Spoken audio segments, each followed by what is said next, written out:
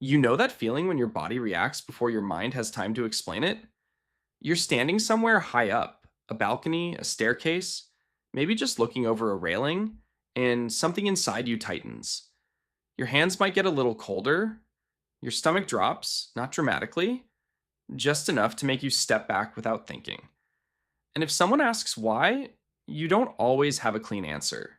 You just know it feels wrong to be that close to the edge. Most people don't talk about this reaction with much nuance. It gets labeled quickly: fearful, overly cautious, sometimes even irrational, as if there's something excessive about responding that way, as if the correct response is to feel nothing at all. But that interpretation misses something important, because this isn't really about weakness or overreaction. It's a pattern, and patterns usually come from somewhere meaningful. What we call fear of heights is often treated like a simple phobia, but there's more going on here than people realize. It's not just about height, it's about how your brain processes risk, control, and survival in real time. When you're in a high place, your brain isn't passively observing the view, it's actively calculating. Deep in your nervous system, areas like the amygdala, the part responsible for detecting threats, begins scanning for potential danger. Not dramatic danger, but possibility. Even a small chance of falling is enough to trigger a response. There have been studies showing that when people are exposed to heights, even safely, their brains activate in ways similar to more immediate threats. Not because they're in danger, but because their system is designed to anticipate it.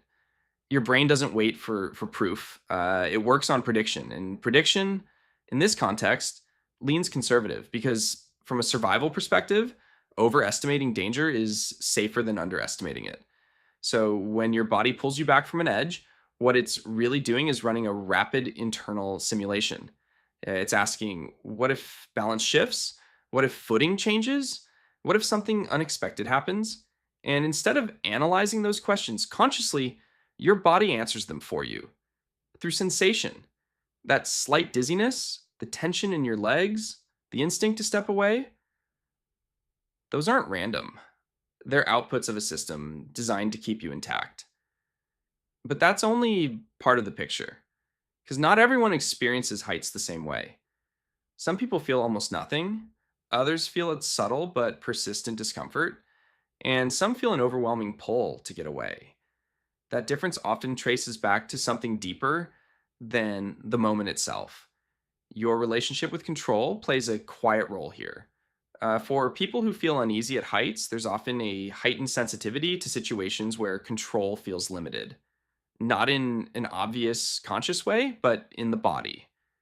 Heights introduce a kind of instability. You're aware, even faintly, that one misstep has consequences you can't fully correct. And if your nervous system has learned over time to be especially attuned to uncertainty, that awareness becomes louder. This doesn't necessarily come from a single experience. It can build gradually. Childhood environments where unpredictability was present, even in small ways, can shape how your brain responds to risk. If you learned early on to scan for what might go wrong, your system becomes efficient at it. Not anxious exactly, just prepared. Preparedness, in this sense, is a form of adaptation. Your brain isn't trying to scare you, it's trying to reduce exposure to situations where outcomes feel uncontrollable. And heights, by their nature, carry that quality. Even repeated experiences can reinforce this.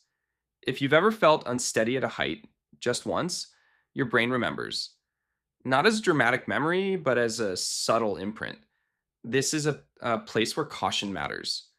Over time, that imprint becomes a shortcut. You don't think through the risk every time, you feel it instantly. And that feeling guides your behavior. It's important to understand that none of this is inherently better or worse than the opposite response. People who feel comfortable at heights aren't necessarily more rational or more capable. They're simply processing the same environment differently. Some nervous systems downplay low probability risks, others amplify them slightly. Both have advantages. A person who feels at ease at heights might enjoy experiences that others avoid. They might move more freely in those environments, but they may also overlook subtle risks. A person who feels cautious brings a different kind of awareness. They're less likely to ignore instability, less likely to dismiss potential danger. Neither is correct. They're just different calibrations of the same underlying system. What's interesting, though, is the paradox that often comes with this fear. People who are uneasy with heights aren't just reacting to the possibility of falling, they're often acutely aware of themselves in that moment. There's a heightened self-perception, a sense of what if I lose balance, or even what if I do something unexpected? Some psychologists refer to this as a momentary disruption in the sense of automatic control. You become aware of your own ability to act, and that awareness feels unfamiliar. It's not that you want to fall, it's that you suddenly realize you could. And that realization can feel unsettling. In a strange way, this awareness reflects a very intact and functioning system. You're not disconnected from risk, you're deeply connected to it. There's also a quiet strength in that. People who experience this kind of response often carry a broader sensitivity to their environment. They notice details, they anticipate outcomes, they move through the world with a kind of internal checking system that others might not have. That system can feel inconvenient in certain situations. It might make some experiences less comfortable, less effortless, but it also means you're tuned in. And being tuned in has its own kind of intelligence.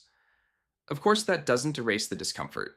Standing at a height and feeling your body resist it isn't pleasant. It can feel limiting, especially when others around you seem unaffected. But the goal isn't to eliminate that response entirely, it's to understand it. Because when you understand where a reaction comes from, it changes how you relate to it. It stops being a mysterious flaw and becomes something more recognizable, something that makes sense in the context of how your mind and body learn to operate. You're not broken for feeling that pull backward. You're responding exactly the way a protective system is designed to respond when it detects even a small chance of harm. And maybe that response has been misunderstood, even by you, as something to push against or judge. But it doesn't need to be judged, it can simply be noticed.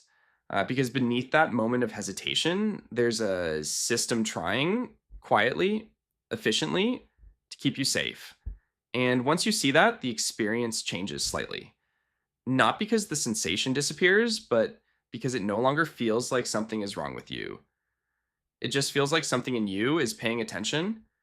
And that shift, even a small one, tends to open the door to a different kind of relationship with yourself. If this felt familiar, there are other patterns like this, subtle ways your mind and body respond that probably make more sense than they seem at first. And once you start noticing them, you begin to see yourself a little more clearly.